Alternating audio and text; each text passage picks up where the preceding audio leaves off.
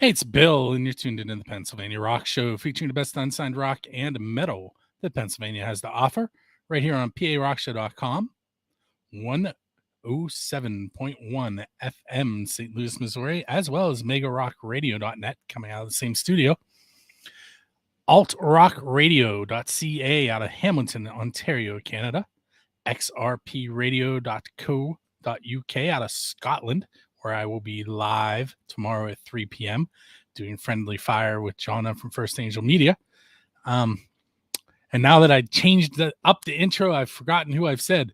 Let's see, who am I forgetting? Oh, rootaroораdio.com on the beaches of San Diego, California, and right here on the thriving metropolis of Leechburg, Pennsylvania, buildthescene.com/radio.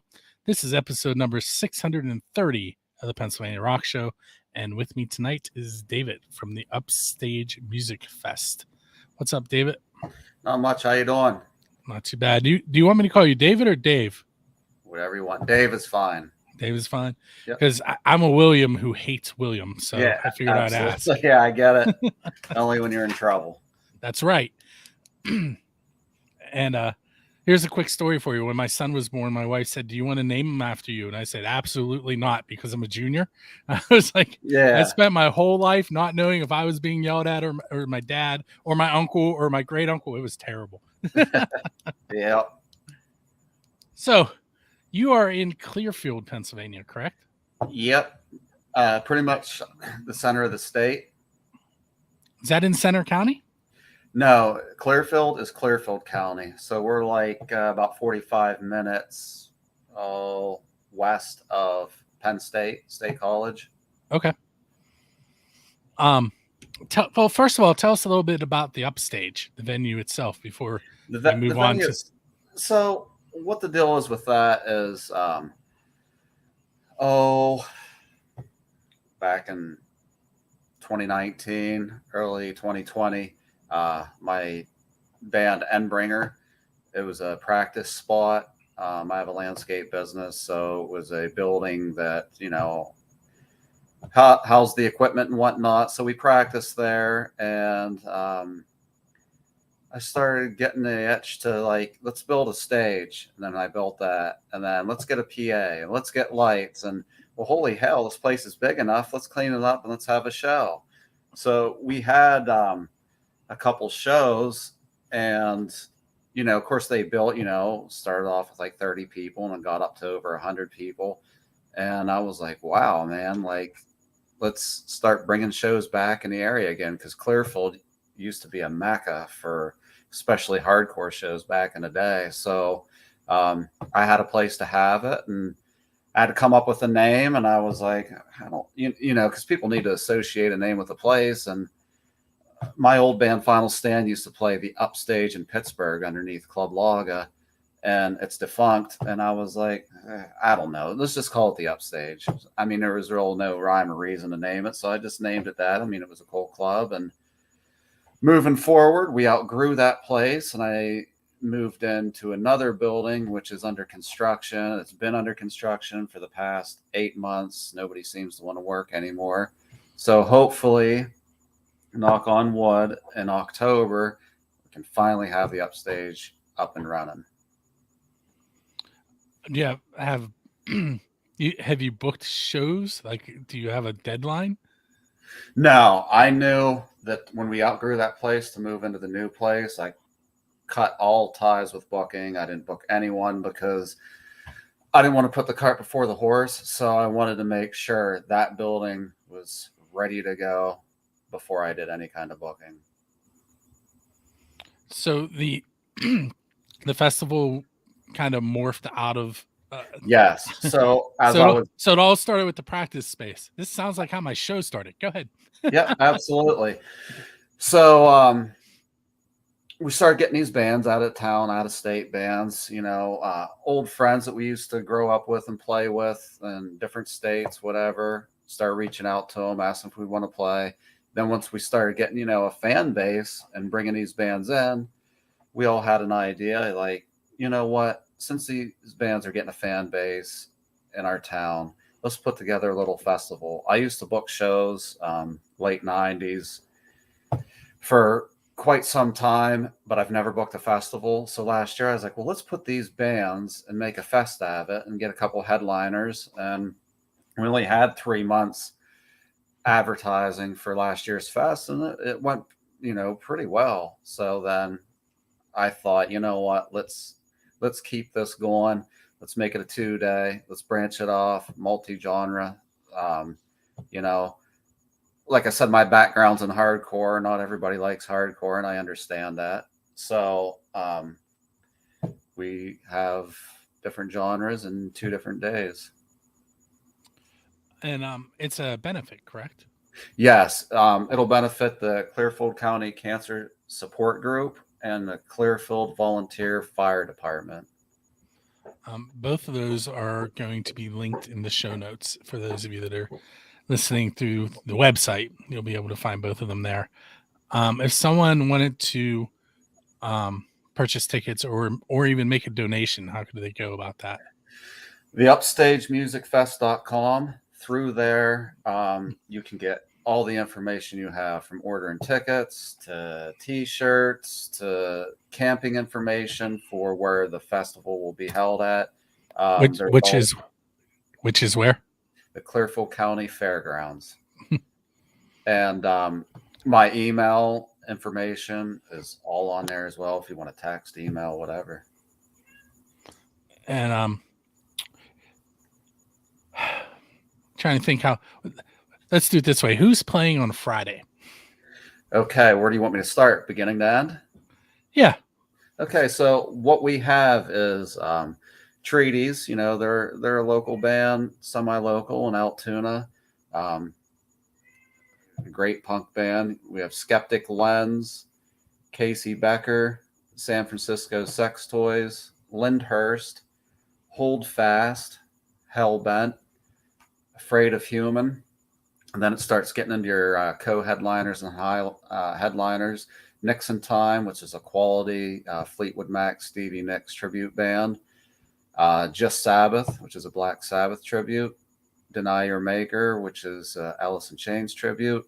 And Schism, which is a Toll tribute. Now, I'm reading all these off to you, and you're thinking, wait a minute. What the heck does a Fleetwood Mac have to do with this? And I'll tell you what. So the way I design this festival is, so you have these, rock bands, harder rock, etc. And I build it up like a kind of like a roller coaster. And you're hearing all that rock and everything, and let's just chill out for a little bit, and take in the music and everything. And that's when Fleetwood Mac, the Nixon Time comes in, and then we ramp it back up with Black Sabbath, or Just Sabbath, Deny Your Maker, and Schism.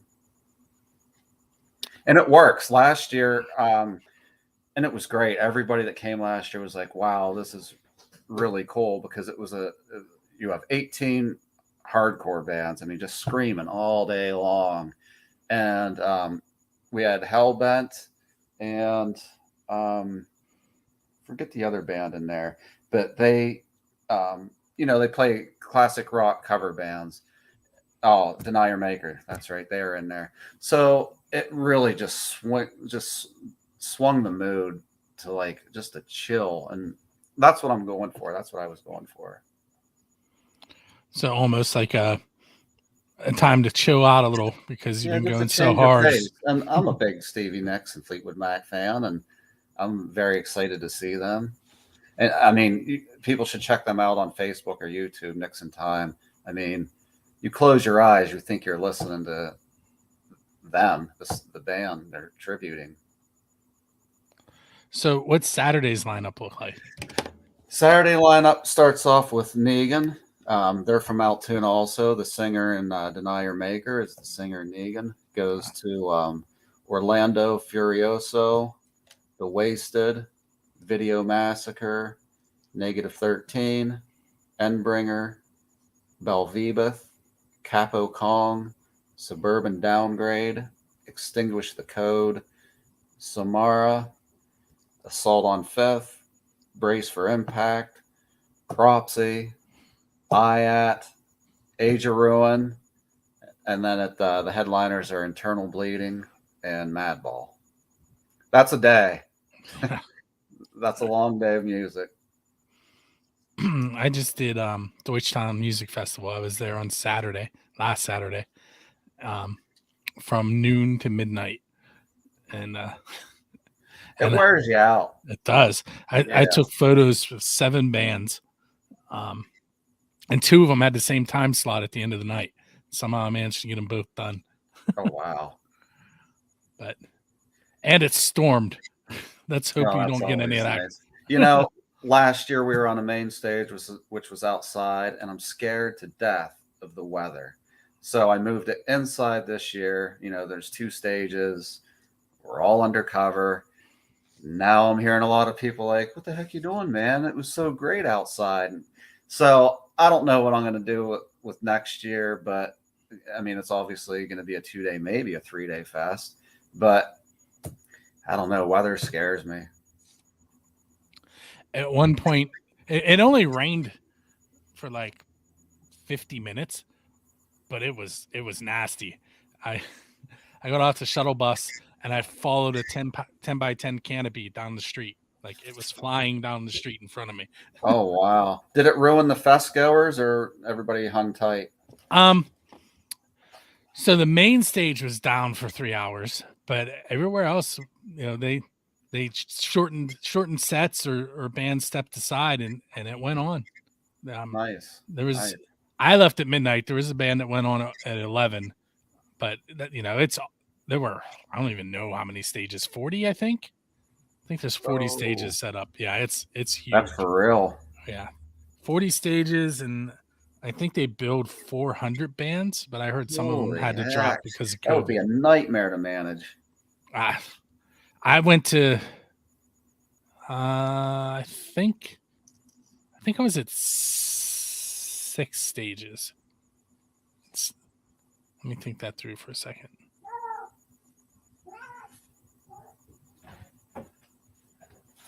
Actually, I was at 7 because the one band that was supposed to be doubled up was the one that was on stage when it rained, and they ended up at later in the night, which is why I had to do 2 at the same time at 2 different venues. Yeah. Oh, geez. Thankfully, they were only a 1/10 of a mile apart. Yeah, that would definitely help. But, so you clearly are playing on Saturday. What do you do?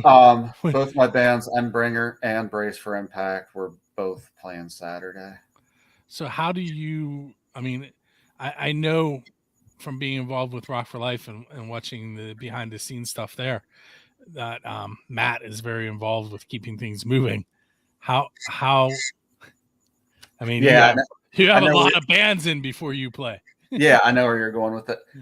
There's a crew of us of 11 that are on the upstage, call them the upstage family. So they're running the day-to-day events, the different vendors that we have there, the admissions at the door, the stage crew. So and going by last year, I just was there to answer any questions if there was problems with anything, and I played my show. So it went very smoothly. Cool. How do you go about choosing which bands are on the show? Because I'm sure there's going to be bands that listen and are like, I want to do that. Yeah, absolutely. What I do is so around January on our Facebook page, which is the Upstage Music Fest on Facebook, which I did fix that link on the website. Did you? Yep. Thank you for that. You're welcome. Any band, anybody interested in being a part of next year's Upstage Music Fest can send in a submission and we will review it. You know, like anything, this has to be treated as a business because we want people to come to the show. Because the bands that play it, you know, the headliners, these smaller bands definitely benefit from it. So by what I'm saying is I have to treat it like a business is we'll look at your Facebook page, and if you have a ton of followers and you're community oriented to some degree, or you know what I mean. It's not just like you're looking for interaction. Absolutely. Yeah. That's a big plus to get you guys in the door. My cat is trying to get up on me. I thought I heard a cat. Yeah. But yeah, so, and you can also reach out on the upstagemusicfest.com website page, because there's emails there and you can put your submissions in there. But again, when it gets closer to that time, we'll put something out to let people know that we're taking submissions. Any genre of music, really. I think we're going to stay away from, country and jazz and stuff like that, just because. I mean, that could be day 3. Yeah, true. So I guess I spoke too soon. I shouldn't have said that yet. Not sure. But yeah, lots of fun things to do at the fest this year. There's vendors, merchandise vendors. There's food vendors. Allegheny Spay and Neuter Clinic are going to have a beer tent, and the sales from that beer tent will fund their nonprofit. Nice. We're going to have a dime toss, which I think is totally rad. I mean, who doesn't want to tip back some beers and shoot some dimes? And it's not just glasses like chintzy glasses or whatnot. There'll be shot glasses where you can win T-shirts, vinyl records, CDs, all kinds of stuff. And we're gonna have a like a Chinese auction, and I had a lot of donors for this. I got Robert England, who's Freddy Krueger, donate some things. Kane Hodder, Friday the 13th, donated some autographed masks, pictures.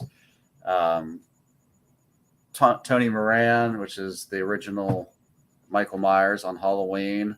I got some really cool masks. I'm sensing a theme. Yeah, it's all horror stuff because, I like horror too. And like a lot of these hardcore metal bands, it's like I kind of. So, yeah, it is pretty much a theme, except for there is Kane from WWE Wrestling, an autograph 16x20, and a nice. Dave Mustaine autograph picture. But other than them two, the rest is all horror. I'm pointing like you know what I'm talking about. There's a drive-in in that direction from my house that does they call it April Ghouls, and there's one in September. I can't think of the name of it, but they play reel to reel, original copy, old like 60s and 70s cheesy horror movies. Wow. I'll send you a link when we go offline. That's really cool. How close are you to Ford City? It's maybe 15 minutes from here. Yeah. That's where a lot of it originated from. The cemetery that's up in that area, and George Romero, and. Yep, I'm not far from there at all. And the drive-in is maybe 5. The drive-in is 5 minutes that way. Ford City is that way. Okay. Oh, so you're right in the middle of it all.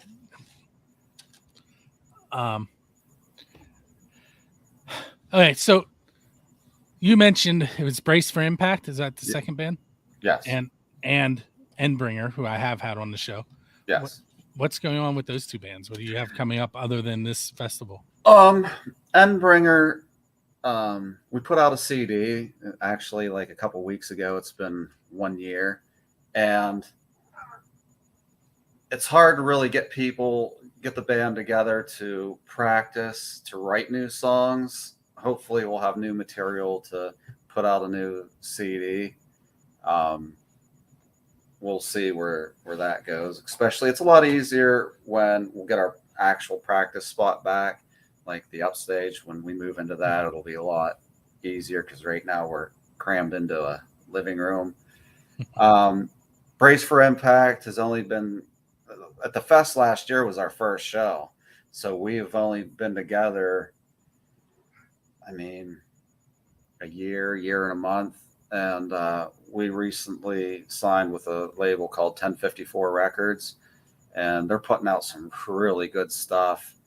Our CD drops Monday, August 1st, and So since it's running that close to the fest, we're using the fest as our CD release show, since we'll have them then, and we're playing that day.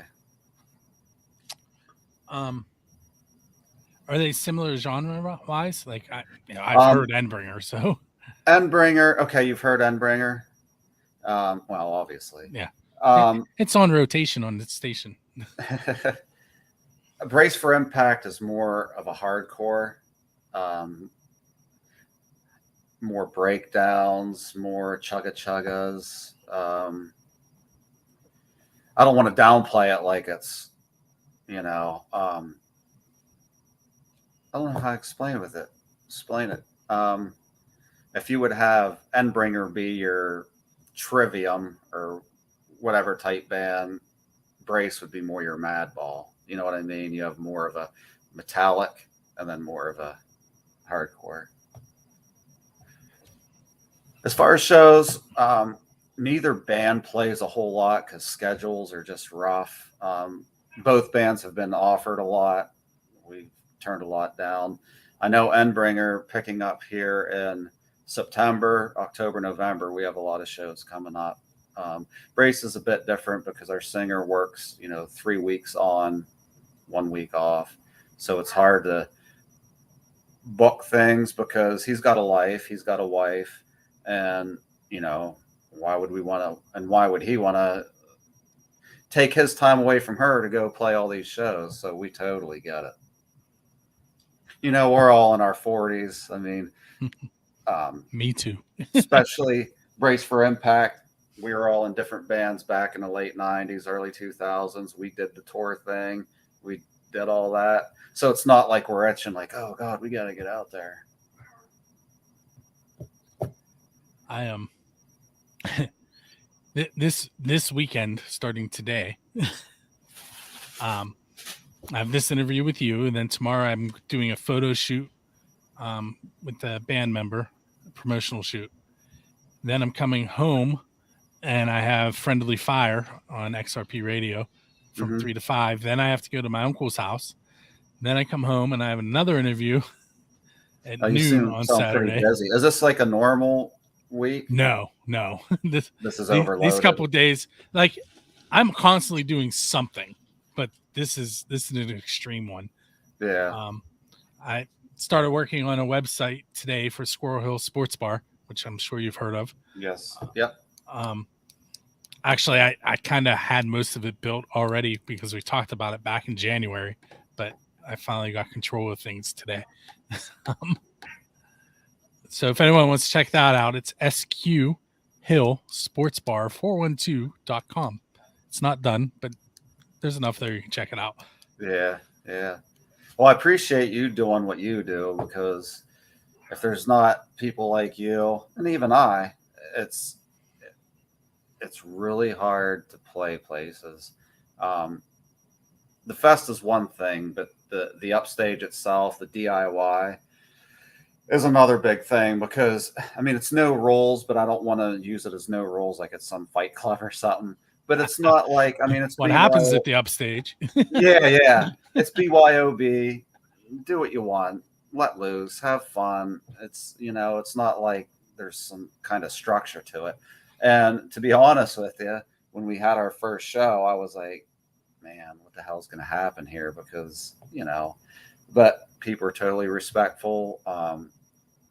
In the 8 shows that we've had there before moving, I might have picked up 5-6 beer cans that were on the floor. At the end? That's amazing. Yeah. People are totally respectful, which I expected the opposite. I expected, like, after the first 1 or 2, be like, all right, man, people are idiots. Well, I told you that it sounded like it started kind of like my show did. So my show started as an accident. I took over a stream for a kid who was running unsigned online. He was 14. He had oh, wow. He was running a streaming radio station out of Texarkana, Texas. And at any given time, there were like 400 people listening. It was all unsigned rock bands. And he had a virus. So I took over after he showed me how to do it. And Brian from the band Cage came. He brought a microphone because I didn't have a microphone. And he and I DJ'd for a couple hours. Mm-hmm. That was episode 1. That was September 14th, 2004.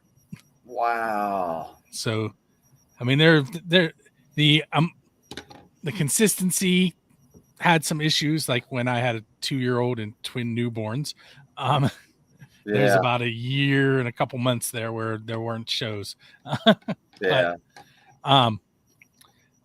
But before the twins were born, there were bands in this room that I'm sitting in right now playing live every week. Really? And I was telling my wife today, it's funny. My son is now playing in a jazz stage band, and he's in a community band. And the community band is playing the Community Watch Night Out on Tuesday. Uh-huh. And there was they're still together. They're called Amber Alexis. They were here probably 95% of the shows that happened here in the first 4 years. They were here at. And that's really cool. That's really neat. They're full circle. Yep. They're playing at 5 p.m. My son's playing at 7 p.m. That's really neat. So I kind of told them they were opening for my son. Yeah. Well, they are. Kind of. But yeah, I mean, looking back, like if you listen to the intro of the show, there's a song in there by Creep called Walking Backwards. Mm-hmm. And anytime anybody asked me how all this started, I was like, listen, I walk backwards into every single thing I've done. Yeah. I didn't see any of it coming. Sometimes that's the best way. And that's why the song's in the intro. That's really cool. So now I'm going to ask you a couple of those oddball questions that I mentioned. Okay. So the first one is relatively new to the show, considering the show's been going on for, what am I at, 18 years almost now. Yeah. What is the best pizza you've had because you're a musician? So either at a rehearsal or at a show or on your way to a show or on your way home. That's an easy one. Mabel's Pizza. It's 5 blocks up the road from my house. We've tried all kinds of pizza because it's cheap, and when you're on the road, it's cheap. But still, Mabel's hometown pizza, can't beat it. So you're leaving a show, and you come across a DeLorean with its door open and a flux capacitor in the back. Where are you going in time, and what band are you going to hang out with? That's a really cool question. I like the way your mind thinks. Oh, man. I don't know the exact year, but probably the Doors. You're not going to jump off the roof into the pool with them, are you? No. I bet they were a wild time. Holy crap. They weren't really. They were only together a couple years before he died. They banged out those albums in a few years, and then Morrison went crazy. And I think that's, I would say that. So Kiss played to great white sharks in Australia on the back of a boat. Metallica played in Antarctica. What non-standard venue do you want to play at? Wow. I think it would be pretty hardcore to play in a hollow out a volcano and play inside. What was the name of that movie Tom Hanks was in? Somebody versus the volcano. It was Tom Hanks, wasn't it? No. Oh, it doesn't matter. I saw that on Despicable Me. There was a little part on that. Hey, when you have a young child, you got to watch that stuff. My family, all of us, there's 5 of us. My son is 14. My daughters will be 12 in about 14 days. We have all officially boycotted those. The Despicable Me's? Yep. Because you watched them probably 200 times. Well, no. We went to the drive-in to watch the first one. And, they were younger then and they liked it. But now they're not into it. And that first one, we had a minivan and we had to pulled up backwards so the kids could sit in the back and watch it from the back of the van. And I had a chair off in front of the like next to them. Mhm. About 15 minutes in, I put the chair away. I went and sat in the driver's seat facing the wrong direction and played on my phone for the next 2 hours. You had enough. You were I over was it. like, that's it. Yeah. Yeah. In fact, my daughter's friend's mom called the other day to see if they wanted to go see the new one, and they were like, "No." Yeah. Yeah. Well, I went and saw it with mine. Hey, I get it. You gotta do what you gotta do. And thankfully, my kids are starting to like more mature things. Yeah. Yep.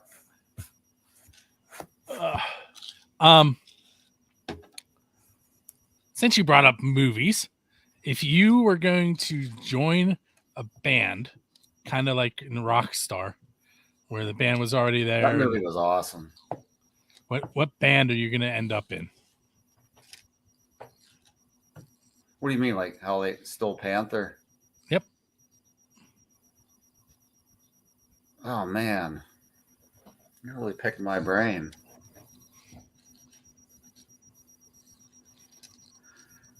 You know, that's an all-time, and it's funny you mentioned that. That's one of my all-time favorite movies, and I would pick up right in there as their drummer. Like, Yeah. you know how I said, you know, all hardcore music and all that, but I have, you know, like the Doors and whatnot. I have a huge 80s bone too, so I'm going with that. Okay. Similar question, sort of. This is the official Build to Sing question. It's who's your Dave Grohl? In other words, if you were in a crowd and a band was inviting you up to play one of their originals, what band would it be? Henry Rollins. Not necessarily the Rollins Band or Black Flag. Anything Henry does. Like, I'm just a super fan of his. I'd go with the Rollins Band.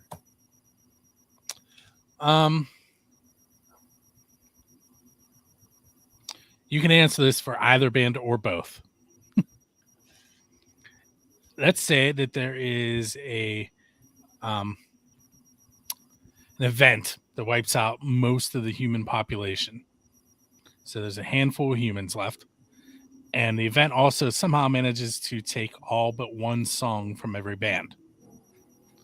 Which song from the band of your choice is going to survive and help repopulate the earth? Less Than Perfect by Endringer. And I'd say Control by Brace for Impact. And why those two? They both have meanings in their own right. Control is more of like a government thing and how they control and want you to do and what you not to do. Less Than Perfect is more, and I hope I'm doing the singers justice in this for those bands. Less Than Perfect's more on yourself, on us as human beings, how we are less than perfect and how to overcome and make ourselves better. I'm going to give you one more question, and then I'll let you head off into the evening. I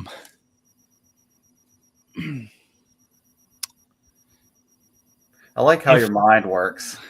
You're very unique. I mean, I've done quite a few interviews over the years, especially now because of the fest, but everybody has a cookie cutter interview. It's almost like you don't want to be disrespectful and say, like, did you just watch my last interview? Because you're asking like the damn same questions, but you're very unique. So, well, the thing is, my day job, I'm a teacher. So I'm trying to, I try and come up with questions. Like, I'm getting the same information they are. I'm just asking it differently. Yeah. You think about it. But it's more fun what you do. And like the DeLorean question about going back in time, that actually came from a teachers in service it was at a social studies in service, and one Yeah. of the high school teachers asked me if I could go back in time to any event, where would I go? And I was like, "Ooh, that's a great question. How can I reword that and What make it was your interesting?" answer? Uh, I was going to Woodstock. Cool. I mean, not much different from the Doors. I told him I want to go to Woodstock, but before all hell broke loose. How about it, man? What a nightmare.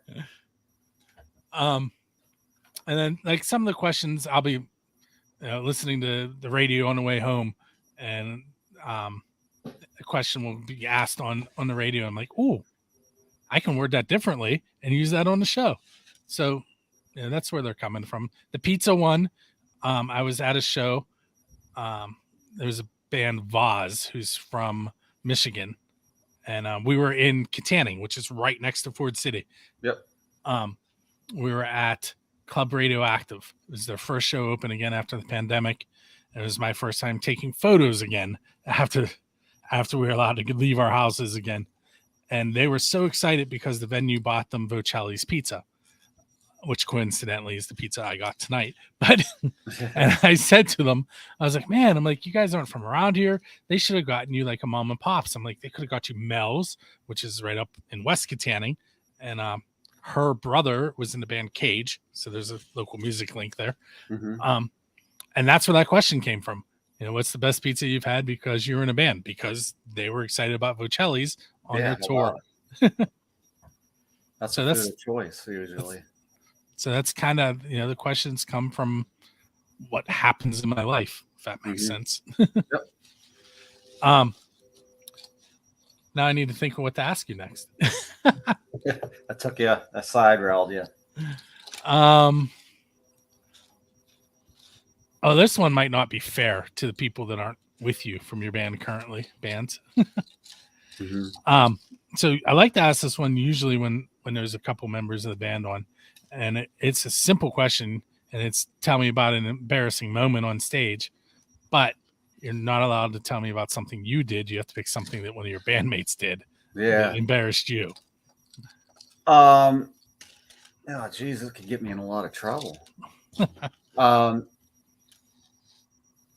Being that these bands are too, I don't want to say new, we haven't been around a whole lot.